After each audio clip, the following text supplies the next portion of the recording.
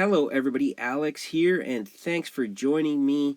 Today, I wanted to share with you this book collection that I recently acquired from a local woodworker. I have kind of a unique connection to this woodworker that I'll share with you in a different video, but for now, I kind of wanted to just show you some of these book covers and let me know if you have any of these books or if you've read any of them. I'd love to hear in the comments what your take was from them and what you think about reading woodworking books in general would be.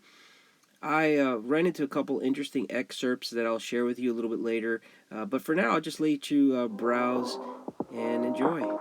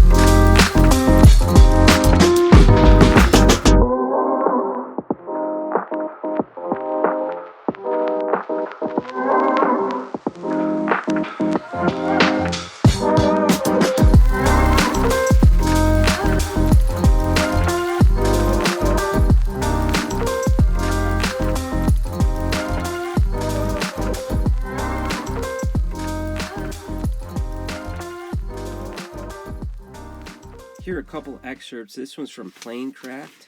Now keep in mind this was first written in 1934. The pride of craftsmanship, which has distinguished all woodworkers since the birth of the craft, is undoubtedly traceable in a great measure to the intimacy which must necessarily exist between the craftsman, the tool, and the material. And notice how they capitalize craft and craftsmanship. Here's another fun one from Cabinet Making and Millwork. And this book was once given to Daryl. A nice gift from Terry, Cal, and Brian there. And look at this beautiful tool set. Can you imagine back in the day showing up at the job site with this baby? But look up here. This guy, it says, "This young man is learning the correct use of machine tools. Notice the sensible way he is dressed." Isn't that something?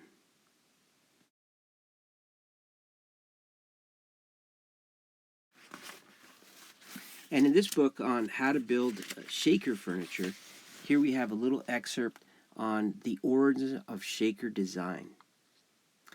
It says, in order to understand how this can happen, this being the mainstreaming of shaker furniture as they discussed a little earlier, one must remember that the Shakers were celibates, and as such, no new members could be born into the church.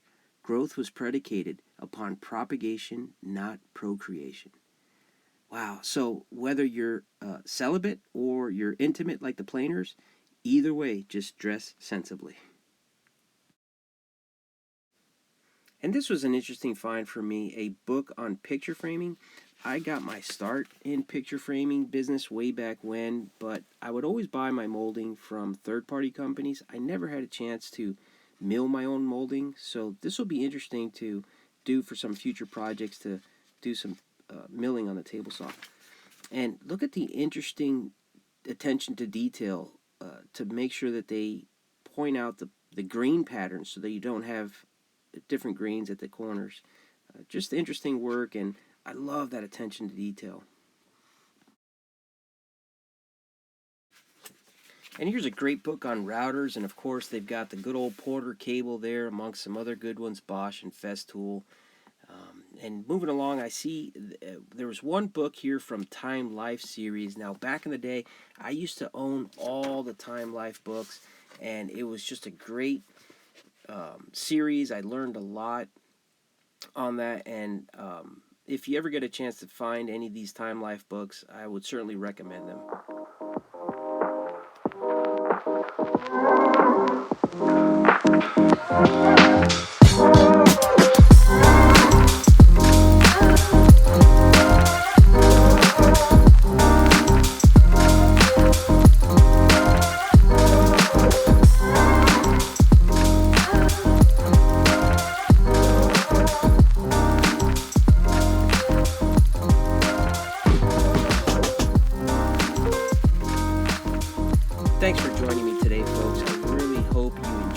browsing my book collection.